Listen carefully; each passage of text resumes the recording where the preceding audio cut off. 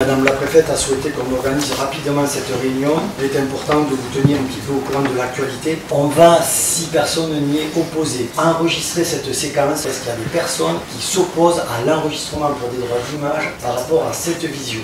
Le choix au départ, il a été de dire est-ce qu'on veut éradiquer cette maladie rapidement ou est-ce qu'on veut la laisser devenir endémique. Le choix a été pris de faire de l'éradication immédiate. Et donc en fait, les mesures de lutte, elles visent à mettre un territoire sous cloche, couper les sources de virus et éviter que ça ne parte. Pour couper les sources de virus, ça fait appel à deux leviers. C'est la détection précoce des animaux malades. Le deuxième pilier, c'est de faire en sorte que ça ne bouge pas, donc c'est la restriction complète des mouvements. Troisième point, il faut couper les sources de virus. Et la source de virus, c'est les insectes et c'est les animaux qui ont été infectés. D'où la mesure de dépeuplement. Et enfin, dernier levier, c'est la vaccination qui est en train d'être mise en place.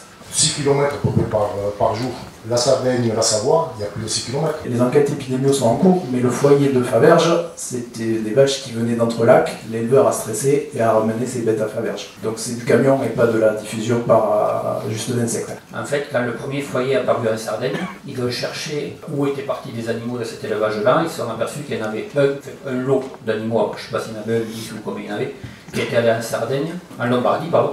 Et du coup, ils ont été immédiatement là, ils ont fait de l'abattage préventif. Vous avez à un moment indiqué que le dépeuplement il était choisi, c'est-à-dire que ce n'était pas l'abattage total, mais du foyer. En France, tous les élevages, ce n'est pas des vaches autour d'un bâtiment. L'Aveyron en est l'exemple à travers la transhumance. Comment vous allez faire pour le dépeuplement? Vous avez tout à fait raison, ça pose tout un tas de problèmes d'aller gérer du dépeuplement, d'aller gérer de l'interdiction de mouvement quand c'est des vaches taries qui vont bientôt véler. Donc en fait, il y a tout un tas de problématiques qui sont en train de se mettre en place. Effectivement, il y a des règles qui sont établies et après, il y a la pratique de terrain. On travaille relativement dur à trouver des solutions à ces problématiques-là. Ce à quoi on ne déroge pas, c'est le dogme, entre guillemets, de l'abattage du dépeuplement total de l'unité épidémiologique.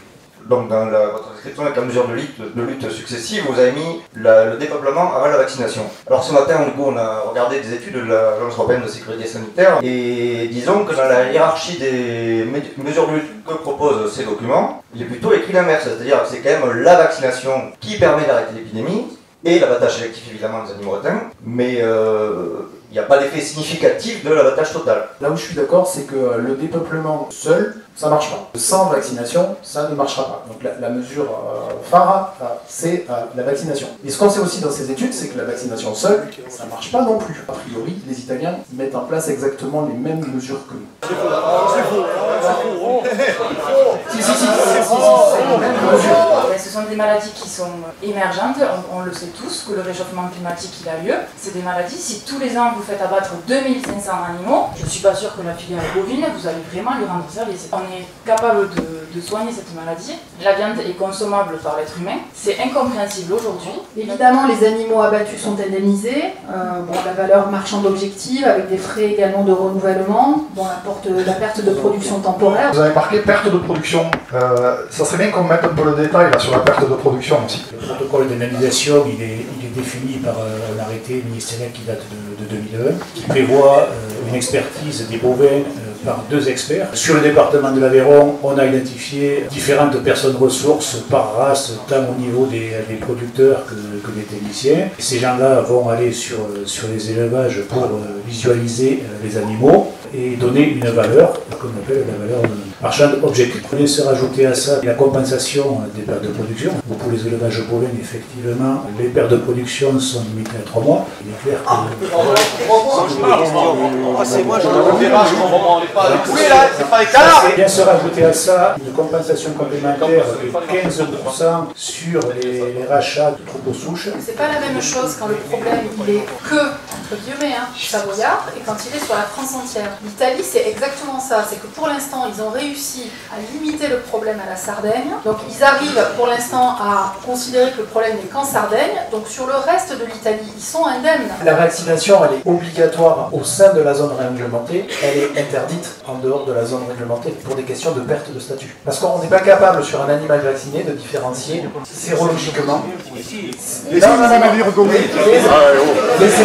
Laissez-moi finir. Quand on fait de la PCR, on a des PCR qu'on appelle DIVA qui peuvent différencier le virus sauvage du virus vaccinal. Parce qu'en fait, quand on vaccine, on injecte la maladie. Mais une maladie diminuée. Donc en fait, en PCR, on peut différencier un animal vacciné d'un animal qui est infecté. En sérologie, par contre, il est complètement impossible de différencier des anticorps qui sont liés au passage du virus de la dermatose des anticorps qui sont liés à la vaccination. Par rapport à la Suisse qui est juste à côté, on a vu qu'une fois que les bêtes étaient vaccinées, si jamais il y a un animal qui va se déclencher et avoir la maladie, seulement cet animal sera abattu, et non pas la totalité du cheptel. Et là, on a pu voir des cas en France où les animaux ont été vaccinés, et finalement, il a fallu qu'ils abattent ces génisses. Est-ce que finalement, il ne faudrait pas un peu faire évoluer les règles? Sur la question de l'abattage des cheptels qui sont vaccinés, on est encore dans les 21 jours. En fait, il y a un choix, politique qui a été fait sur la stratégie de vaccination, qui est de dire on part de 20 km et on fait vers l'extérieur des foyers et vers l'intérieur des foyers. Donc on savait qu'on allait avoir des foyers parce qu'on vaccinait des bestioles qui étaient en incubation. On le savait avant d'attaquer la vaccination. Ceci étant, on ne pouvait pas laisser les éleveurs qui étaient dans cette zone-là en leur disant « vous, on ne vous vaccine pas, on vous laisse dans la mer ». Après, sur la re-réflexion de ces règles, effectivement, je suis d'accord avec vous, il y a des choses qui doivent être questionnables et soumises à interrogation, et on rejoint le discours de tout à l'heure sur l'application pratique. Il y a des choses, quand c'est vu de l'Europe, c'est pas toujours simple à appliquer parce qu'il faut le confronter à la réalité locale. C'est des choses qui sont en cours de réflexion à l'heure actuelle, mais on attend d'avoir un matelas vaccinal suffisant pour bosser. Mardi, j'étais en Savoie, j'ai pu discuter avec un salle avec tous les éleveurs qui ont été. Il y avait 34 éleveurs qui avaient été déclarés foyers, qui étaient présents à la salle. C'est sûr que, comme ils disent au début, c'est sûr que c'est dur, compliqué de voir partir son troupeau du jour au lendemain. Après, ils le font, ils font des actions de sacrifice pour nous tous. À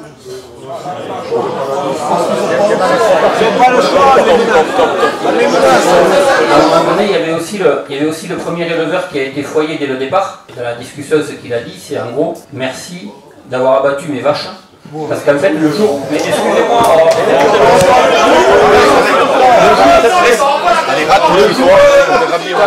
Il avait 37 bêtes malades sur 53. Et il en avait déjà pris, lui, la décision d'en euthanasier 4. C'était le premier foyer, c'était un éleveur où les bêtes avaient sûrement le plus d'impact et où peut-être il y avait le moins de réaction derrière, ou le moins de réactivité derrière. Et du coup, le gars, il a même dit que voilà, c'était qu'il voyait que toutes ces bêtes étaient en train de partir à l'envers.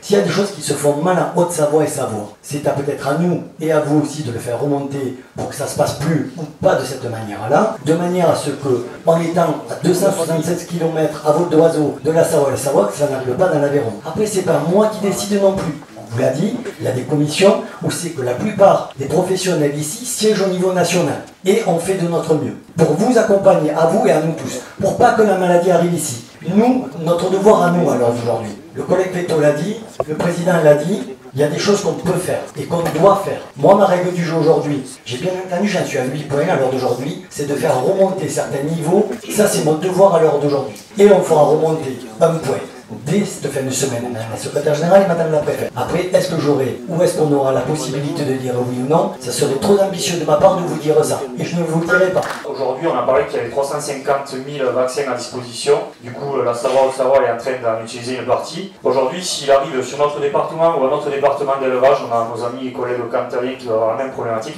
Est-ce qu'aujourd'hui, cette capacité de vaccin, est-ce qu'il est possible de l'augmenter? Ou aujourd'hui, on n'a pas les chiffres justement du nombre de doses disponibles justement pour endiguer un second foyer qui pourrait sortir hors de cette zone? Je ne dirai pas le chiffre parce que je n'ai pas le droit de le faire, mais sachez que l'État a commandé et a en stock de quoi vacciner tout le bassin charolais. Charolais. On a suffisamment de doses. Il y a quand même un truc qu'on ne dit pas depuis le début, c'est que la zone, en 1 mois et demi, n'a quasiment pas bougé. Donc ça veut dire que les mesures qui sont prises sont quand même d'une relative efficacité. Ils espèrent qu'à la fin du mois, même ils espèrent même au 15 août, qu'il ait fini de vacciner les 308 000 bêtes qu'il a vaccinées. Il y a des vétos qui arrivent à vacciner 2000, 2500, 3000 bêtes par jour.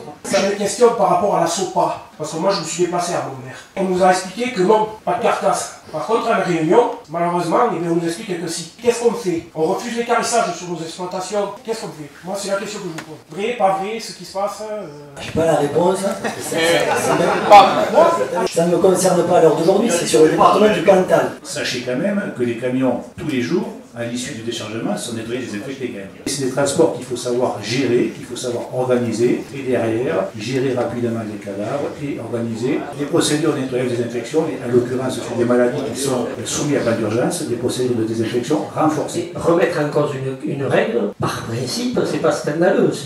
Est-ce que ça pose un sujet européen? À mon avis, c'est d'abord un sujet français. Est-ce que perdre le Maroc comme débouché, quelqu'un l'a demandé là-bas, c'est grave? Non, pas du tout.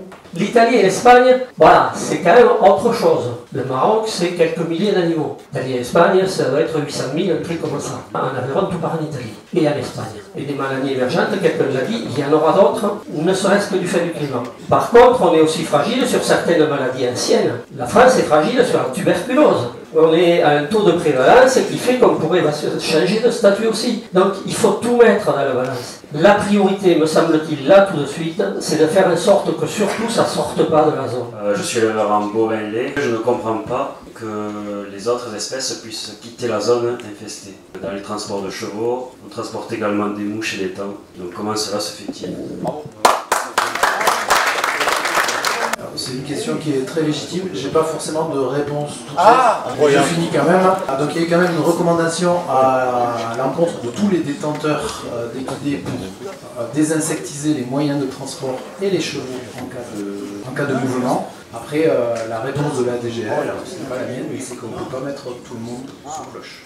Il faut entendre quand même, et vous êtes là pour ça, entendre la détresse de ce monde. Alors j'insiste bien là-dessus, le côté humain. Et après, pour revenir à ce que disait M. Fayet, là où je ne suis pas du tout d'accord, les règles effectivement sont faites pour être discutées, changées, ça se prépare. Mais on a quand même eu un laps de temps, et moi je suis asyndiqué. Alors c'est pas du tout de volonté, mais on a quand même eu un laps de temps dans notre corporation pour voir arriver ces maladies émergentes. Le changement climatique accélère l'arrivée de nouveaux vecteurs, et je le redis, je ne comprends pas qu'il n'y ait pas de plus de travaux. Donc du côté des services vétérinaires, du côté des services de l'État, du côté de la profession aussi, pour qu'on se remette en cause, nous, professionnels, dans les races, dans les syndicats, pour préparer et adapter ces systèmes de gestion qui sont obsolètes. Moi je suis désolé, faire abattre des cheptels, ça ne peut pas être une réponse audible pour un élevage. Le système ne marche pas, il est obsolète, vous devez apporter votre aide au travers des remarques que l'on vous fait, comprendre, et vous faire le témoin et le relais auprès des instances. Alors j'entendais M. Fayet qui parle de l'Europe, je sais que c'est compliqué, ça paraît facile, mais le but de ces réunions, c'est très bien, c'est ça.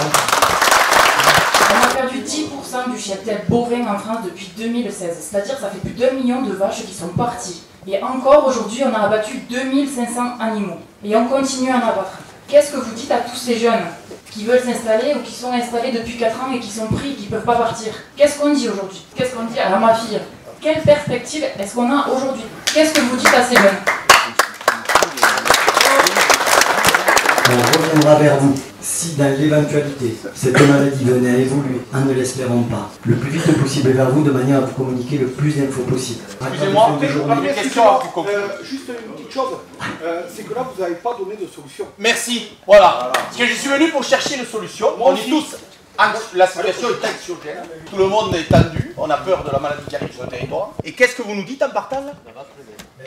Parce que je peux vous garantir que les vétérinaires, les bidons de Butox, ils n'en ont plus. Les mecs, ils y volent. Donc là, on ne parle plus d'abeilles et ni rien, il n'y a pas de problème, là, on peut y aller. On y va, moi je suis en bio, je peux remettre du Butox tempo. Le vecteur, c'est l'insecte, et on tue la grosse bête. Alors qu'il a été clairement démontré que la détamétrine sur l'estomac, ça ne marche pas. D'accord. Donc on tue les vaches en bonne santé, alors que c'est la mouche qui transmet la maladie. Parce qu'on a parlé de maladies jusqu'à présent, on a tué des troupeaux il y a 30 ans, c'était les animaux entre elles qui se contaminaient. Là, on est d'accord, c'est les mouches. En période de vacances, j'ai un ami de Savoie qui veut venir chez moi, j'ai dit qu'il reste chez moi. Une question basique, hein. Tu vois, parce que s'il prend une mouche à la malle, il ça peut arrêter. Allez, je vous remercie, je vous souhaite une agréable soirée, bonne fin de journée. Merci pour votre participation. Au revoir. Allez, salut. Regarde le moral. Moi, je mourrai.